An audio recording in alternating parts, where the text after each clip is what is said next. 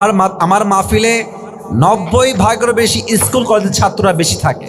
আজকে অনেক মাদ্রাসার ছাত্র দেখতে পাচ্ছি। আমার আব্বা আমার পাশে আছে, ভুল ভাল বানায় বলার কোনো চান্স নাই।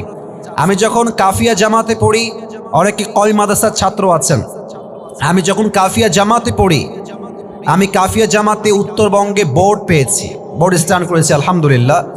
10 জনের মধ্যে আমার নামটাও ছিল। তো বলার উদ্দেশ্য হচ্ছে, একটা হাফেজ হওয়ার পরে আমি তেলাওয়াত ছেড়ে দেই নাই। আমি যখন কাফিয়া জামাতে পড়তাম, এক ঈদ থেকে নিয়ে আর এক ঈদ পর্যন্ত 91 খতম আল্লাহ আমাকে তেলাওয়াত করার সুযোগ দিয়েছেন আলহামদুলিল্লাহ। বলবেন হুজুর আপনি কি শো অফ করতে আসছেন? না না, অনেক হাফেজ ইয়াদ করে শোনায়, 1 বছর পরে প্রশ্ন করলে আর পড়তে পারে না। এর কারণ ও বাসায় গিয়ে টিকটক চালায়, ফেসবুক চালায়, ইউটিউব চালায়, আস্তে আস্তে কোরআনটা সে ভুলে যায়। যুবক ভাইরা,